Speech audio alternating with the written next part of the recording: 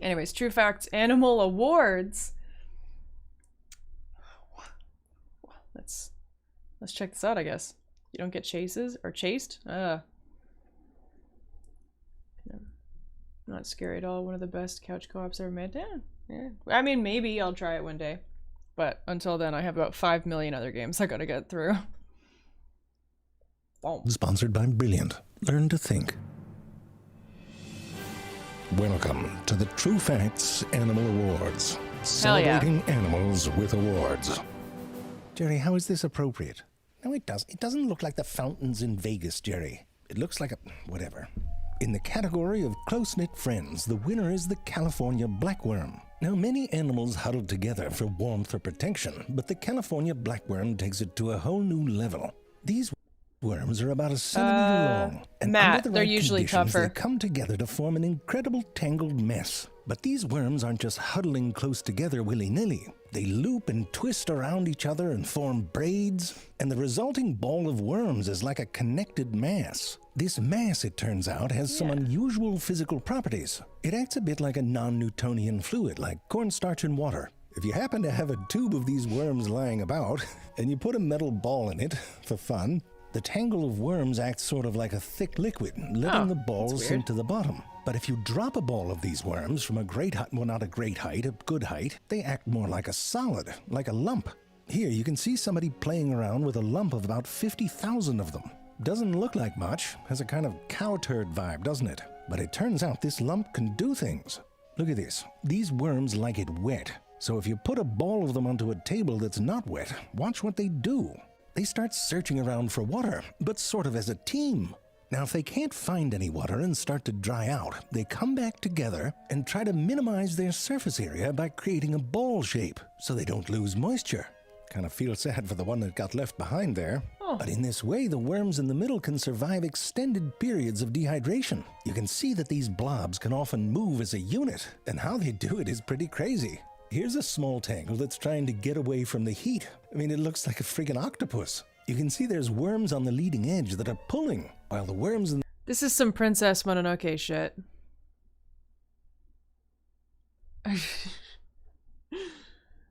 the middle sort of curl up and lift the mass off the surface. Here's a bigger one so you can see it in action. The blob actually moves slower than an individual worm can move. But in a blob, more worms get to the finish line and fewer are left behind. And that's impressive. But come on, the most amazing thing is they don't get stuck. I mean, you've seen what a necklace drawer looks like. Yeah. When these worm balls have to come apart, you'd expect some knots and some awkward conversations. But it turns out that changes in their environment, like temperature, cause each individual worm to change how often and how tightly it twists and turns. And these little changes in individual worm behavior allow the group to form something that's sort of like a solid. And this is the coolest. The joining together can take some minutes. But watch this. This next clip's in real time. If they have to, they skedaddle like the cops showed up at a high school party. And what's more, there's no knots. In the category of, oh, so that's where it is, science hippies discovered evidence of a functional clitoris in dolphins. By functional, they mean that it gives pleasure to the female during intercourse with males, but also during interactions with other females, which apparently use their snouts, flippers, and flukes. And just like the human clitoris, it takes a team of scientists to find it, Jerry. That's not a good joke. Where the hell are people looking that they can't find it? This is where it is in the dolphin. I bet you can guess where they looked. Here's a clue. It wasn't behind the ear. And if you do get lost, do what you do in the subway. Ask for directions. Don't just stumble around in circles until someone politely asks you to leave. I mean, don't get me started. It's a sensitive topic. In the category of why you should always wear pants to a picnic, well, hold on, let's back up. There's something called the ACG Case Reports Journal. Honestly, it's a bunch of assholes. Like, actually, it's the American College of Gastroenterology. You see the logo with the stick and the snake? I think it's a reference to how they used to do colonoscopies or something like that. Anyways, there's this journal. Good cover image, by the way. You can sort of make out the colon, and it's broken. Clever. But doctors find all sorts of things in their examinations, and they write about it here. Like, apparently there's something called cocaine gut. Had no idea. And look at this, a case of auto-brewery syndrome, where a man was apparently getting drunk from alcohol he made inside his body. I mean, that's a cheap date. And then there's this one. An unusual finding, and I'm glad they said unusual, of a ladybug on... I've seen this. It survived. I don't know how, but it fucking did. screening colonoscopy. And there's pictures too. Now, Yeah, as much as people complain about look at that. colonoscopies, I'm pretty sure it's not as bad as being an insect of the field and forest and getting lost in someone's ass. That's bad enough, and then someone gets it on camera. And the amazing thing is, in the third shot, the ladybug turns around. It's like, all right, doc, as long as we're both here, you can have a look in mine. Patient wakes up, is all confused when he gets charged double. You pay by the hole, not the size of it. Little fishies, are you afraid of the dark? It's nighttime now. Go to bed, everybody go to bed. I'm just kidding with you. It's nighttime.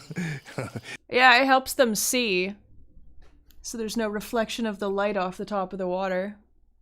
It's nighttime. Boo! Where is the sun? Where did it go? I mess with the fishes. Brilliant.org is an excellent way to learn math and computer science. Listen, if you're planning on having an intimate relationship with an AI Zay Frank is unhinged. I love this man. someday, you'll want to learn its love languages. Math and computer science, I mean, that's pillow talk right there. No need to get intimidated either. Brilliant makes learning approachable and fun, even with topics that maybe weren't so fun the first go-round. There are thousands of lessons on things like quantum objects, computational biology, algorithm fundamentals, and they come in bite-sized, highly visual, interactive lessons that keep you engaged. I'll tell you, you'll wind up learning about things you didn't even know you wanted to learn about. In all this science and technology, it's moving quickly, isn't it? And for your job, or just your confidence, it helps to know how the world works and which concepts are driving it all forward, or whatever direction it's headed. To try everything Brilliant has to offer, free for a full 30 days, visit brilliant.org/ZayFrank, or you can click on the link in the description. The first 200 of you will get 20% off Brilliant's annual premium subscription. Brilliant has been a long-time sponsor of this show, and I'm a fan because they're good at what they do. Check them out today. Here comes Creepy Dave. Everybody call me Creepy Dave. Hey, crows. Okay, it's too much crows.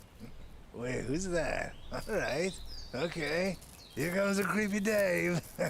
That's what people call me. How you doing? Okay, you walk away. Uh-oh. Creepy Dave made a pee-pee. It's everywhere. Whoopsie. Creepy Dave. So in the 1990s, some divers were diving, as they do, off the coast of Japan. And they came across something that looked like this. Granted, there's a lot of weird shit down there, but this was a mystery. So the science hippies decided to check it out. Isn't that like a fish nest? I'm pretty sure that this is a nest made by a fish. Thing they found was that if you were near one of these underwater goatsies, you would often find one of these little fuckers lurking about. You know what that is? That's a tiny pufferfish, Torquegenna albimaculosus. I know what you're thinking. Ah, the pufferfish. Sure, they're cute, and then they puff up, thinking they're better than the rest of us. Porcupine puffers are actually such sweethearts, though. They love being pet. A lot of other puffers, though, nasty, mean, horrible, awful creatures. Porcupine puffers, though, they're good. They're basically puppies. They got the teeth like the people do, and some eat clams, mind you, without proper table manners. Oh, but they don't have hands. I mean, even so, you could make it look more polite. Anyway, but these pufferfish are very small, only around 10 centimeters. And it turns out they're the ones creating those 2-meter circles. And apparently it's some sort of a sex pad.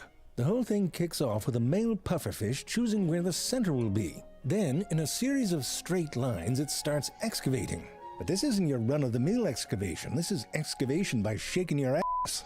Takes some doing. In the beginning, it doesn't look like much. But over time, you can start to see the peaks and troughs of the circles emerge. Pretty cool. The whole pattern is made by a series of roughly straight-line runs. Some go in, some go out. But by watching the pufferfish, science hippies were able to extrapolate some simple rules that they could use to make a simulation. Now, the structure of the whole thing has some interesting properties. The larger valleys on the outside guarantee that no matter which direction the water is flowing, at least half of the channels will point the flow inward. The center, which is a bit sunken, has less water movement. And one of the things that the pufferfish is doing while it excavates is stirring up very fine particles of sand, which then make their way to the center and settle. It's a nice the middle nest. of the circle is quite plush, you know, a place you might want to make your babies. Yep. The whole process takes like a week, and near the end there's some adorable finishing touches. One, the male decorates the outside peaks with little clamshells. We know how he got those. And two, he makes this sort of beautiful wavy maze pattern in the fine center sand. All of this to get the female pufferfish's attention. And when she gets there, you can tell he's excited. Are you seeing this? I made the whole thing. I mean, really just using my ass. If it goes well, she drops some eggs and he fertilizes them. And look at this. While that's happening, he bites her cheek. This is romantic. But then she f***s off and leaves him to look after the eggs. And the fancy circle thing sort of deteriorates, there's no upkeep, until he's in a sort of run-down bachelor pad with a whole bunch of larvae. I mean, he actually does look kind of happy. I did it. In the category of a most unfortunate microphone, you'll have to keep your eyes out for it. So there's a number of caterpillars that react to sound. The caterpillar of the monarch, for example, gets all metal. Bang your head, bang your head. The caterpillar of the horned spanworm moth gets straight up freaky, has these inflatable tentacles on its back. And then you have Cape Lappet Oh, I love these guys. which look a bit more like a muppet having an erection. It's thought that this is a defense against parasitoid wasps, but it does also draw some attention, doesn't it? However, did you know that caterpillars can also make noise as a defense? No, this is not the unfortunate microphone. Some caterpillars rub their mouth parts together to make clicking or chirping noises. Others like a more... A lot of invertebrates do that. Like, well, when you think about it, for like crickets, I mean, they just rub their back legs and they make the cricket sound. Or like tarantulas, when they like really, really, really large tarantulas can kind of stridulate and make some like kind of sounds. Like if you've ever played World of Warcraft and you ever hear like the really big spiders, the sound effects that they make, those are actual spider sounds. Like growing up, I thought that they just threw in some bullshit sounds for the spiders just so that it would have a sound. No, those are actual spider sounds. And really, really, really big tarantulas make those sounds. It blew my mind. It's cool as hell though. I've heard some of my really, really big tarantulas make the sound, and to be honest, it made my fucking day. It was so cool. It's kind of like a kind of sound, in a way. It's hard to explain, but you could look it up on YouTube. It's out there. If, Zilla, I believe her name was, the giant tarantula. She was a giant bird eater. There's a video of her walking around on the ground, and you can hear her making the sound. It's crazy. They're whispering. Yeah, really. Juglandus makes sound by forcing air through pores on their back segments. Sounds like a polite way of saying fart. Excuse me, I just forced some air out of a pore on my back segment. Oh, and it's not that microphone. It sounds either. like a hissing Apparently roach. The squeaking works. It scares the shit out of this bird. The caterpillar of Nycerix magna makes noise by forcing air through its mouth parts. Also freaks out a bit, as would you, if somebody came at you with a pair of forceps the size of your hips. Yeah. It's not that mic either. It's awful. Psychedina abati also vocalizes, and if you slow it down, you can witness a fundamental law of nature. Everything sounds like a fart if you slow it down enough. True. The caterpillar of Amphium floridensis also makes sounds by pushing air through its mouth. Kind of terrifying, but when you put it all together, it sounds like it's spitting beats. Literally.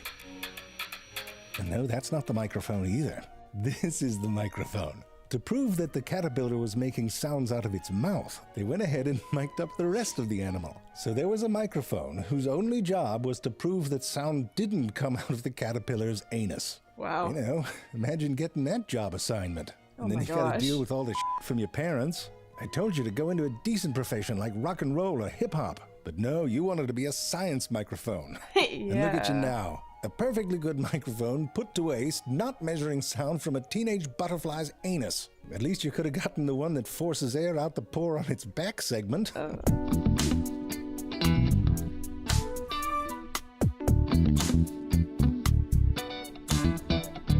Oh, that's awesome, Doom.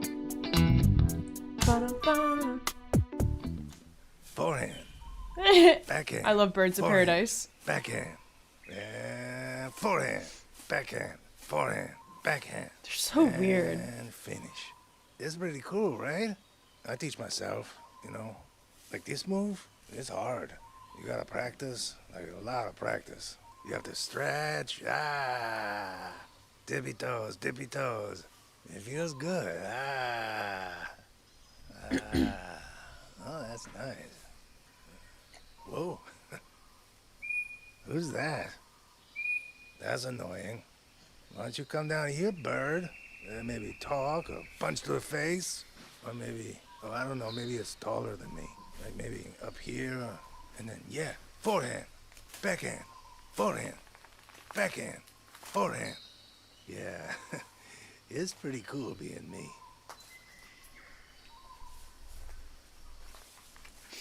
God, animals are fucking weird. I love them.